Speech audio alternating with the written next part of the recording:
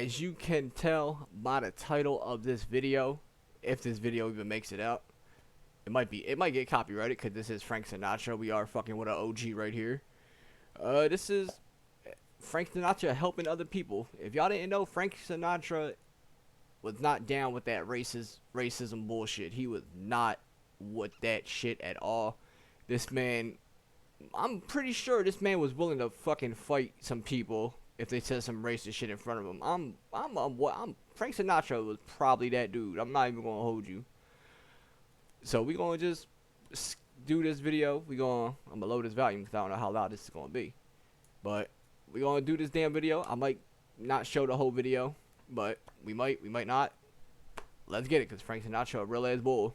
He was just a liberal left-wing entertainer who was far ahead of his time in the positions that he took.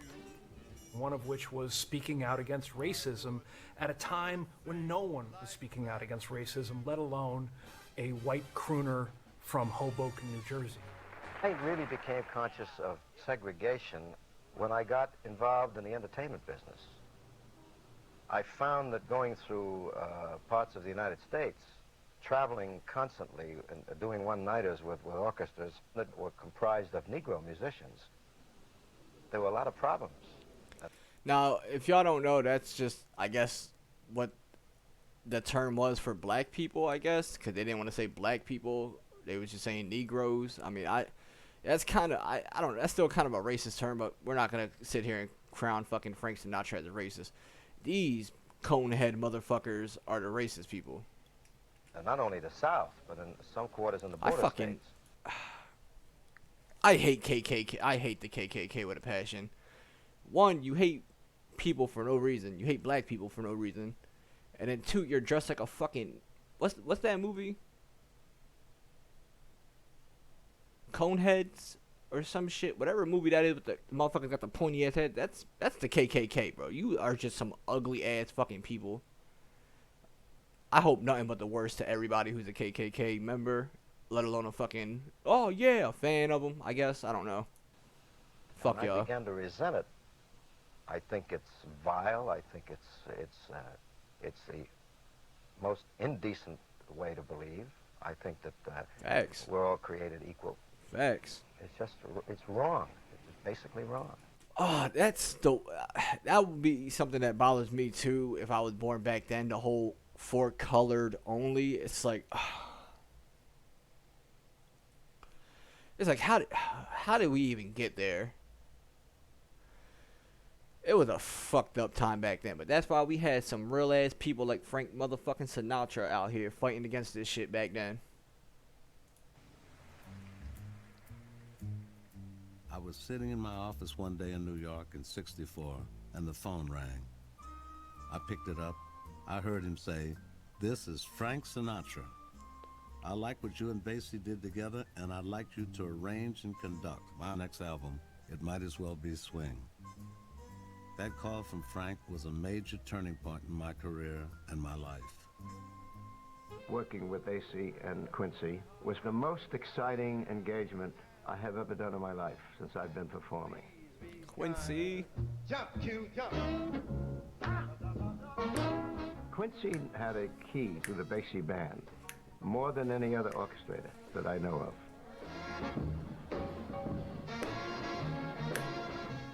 And I began to realize that he was a giant.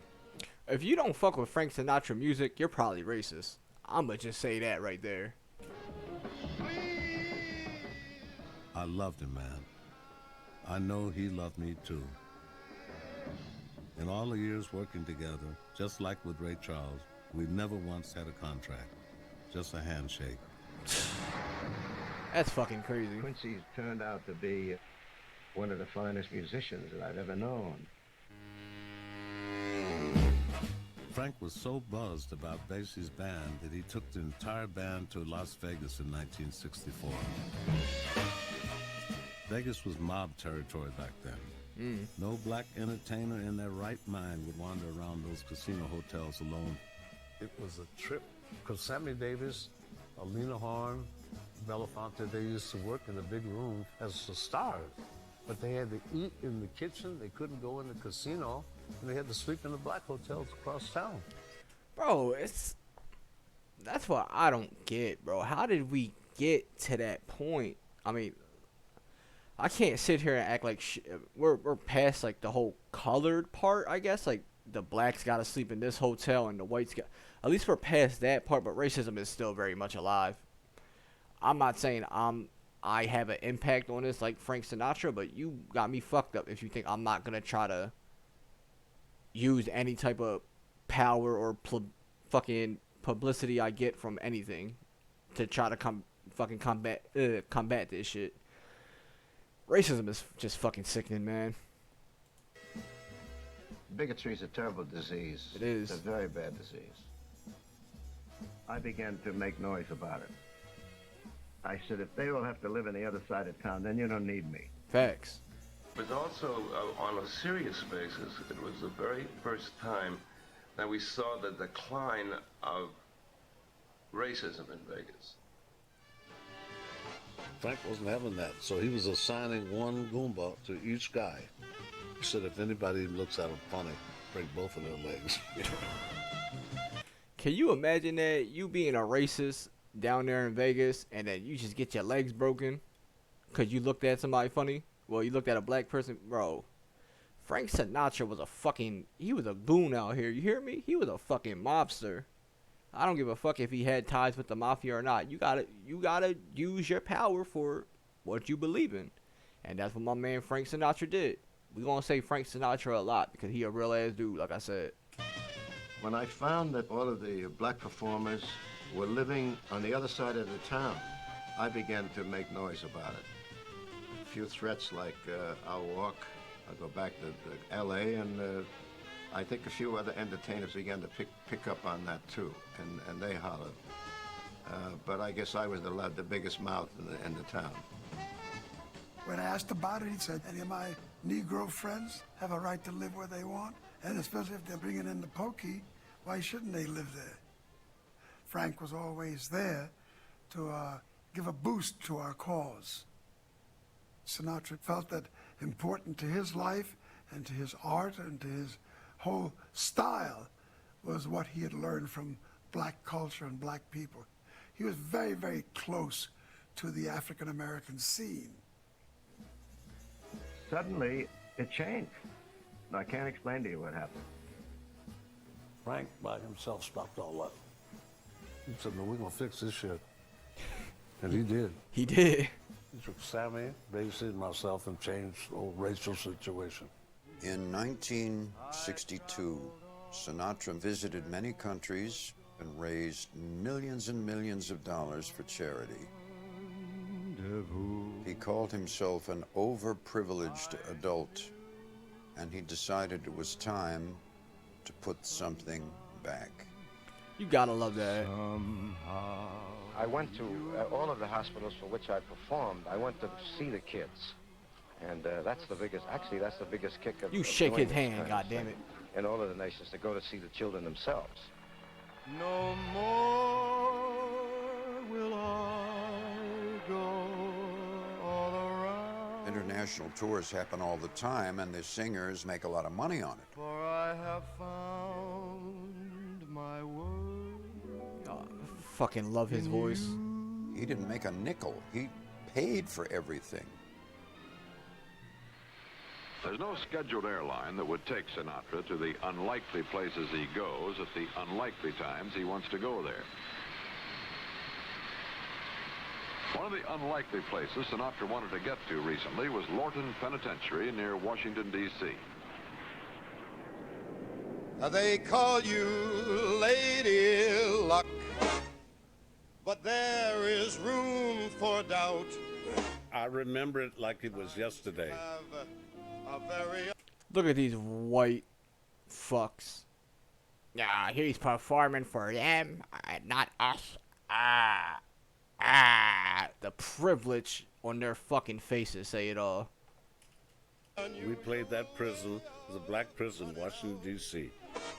Frank just wanted to let the White House know he was in town and didn't say hello. Facts. And they were so upset, you know. You can tell by their face. You see. And so the best that I can do is pray. You ought to say hello to my man here, the Count Basie, and this wonderful orchestra, and Mr. Quincy Jones, right here. Luck be a lady tonight. Luck be a lady tonight. And the musicians loved Frank. They just loved him because he was like a jazz musician, you know. Tonight,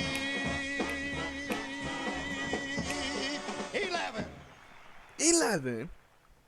Sinatra at the time was filming in Los Angeles. They wanted him to appear to raise money for the NAACP.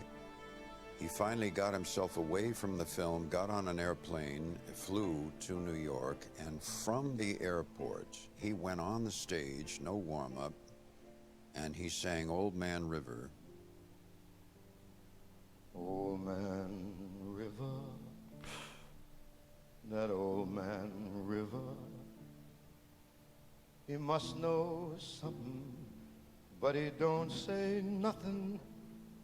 He just keeps rolling, keeps on rolling along. Bro, I his was up voice. in the balcony, and I recognized Dr. King sitting there, and he was very moved by this. And he don't plant cotton, and them what plants them are soon forgotten. But Old Man River, he just keeps rolling along. Now, you would have considered they would have had one of the black operatic stars do it. But here is Frank Sinatra singing this song, and Martin Luther King. He wept. Tote that bar and river, he just keeps rolling along.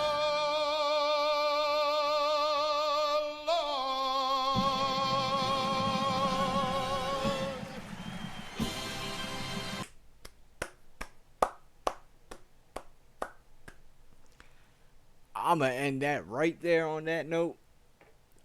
This video might not go up because of that, but if it does, you're gonna be hearing me say this.